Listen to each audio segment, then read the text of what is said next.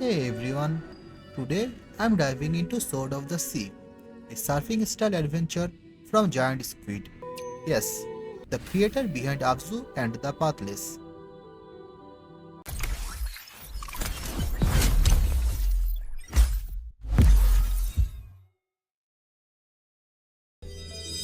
You play as the Silent Wraith, traversing a dry desert atop a hoverboard like sword. It's all about exploration and restoration through a graceful movement. There is no combat here, just moving with the world instead of against it.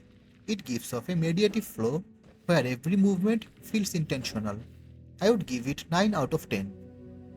The game is a stunner. The art style is vibrant and cinematic, with surreal desert dunes and ocean like waves blending seamlessly into each other. It's one of those games where we stop just to admire the scenario. For visuals, I would give it a 9 out of 10. Now, let's talk about the most frustrating part, optimization. This is another Unreal Engine 5 title that struggles, not because UE5 is bad, but because it was not handled properly. Great UE5 games exist. Take Clair Obscure Expedition 33 for example.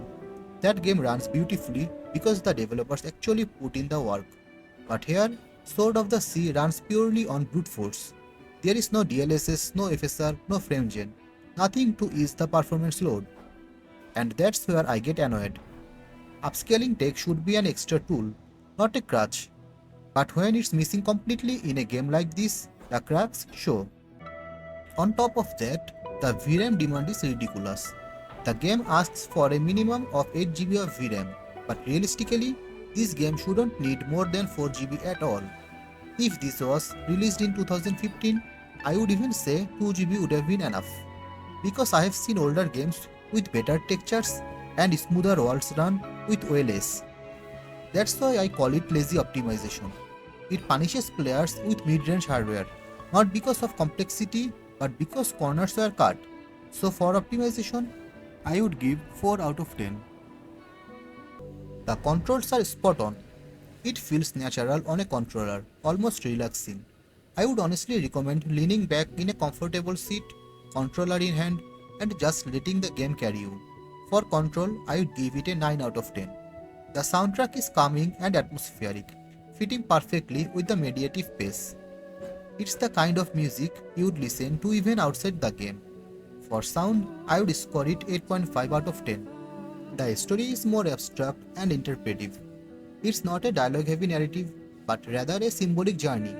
You are piecing together meaning as you move, almost like a moving painting that tells its tale through mood and environment. It's not for everyone, but it works well with the theme. I would give the story a 7.5 out of 10. If you are craving relaxed adventure with heart and style, this is for you. Let me know your favorite moment or trick from the game. And if this vibe speaks to you, don't forget to like and subscribe. See you next adventure.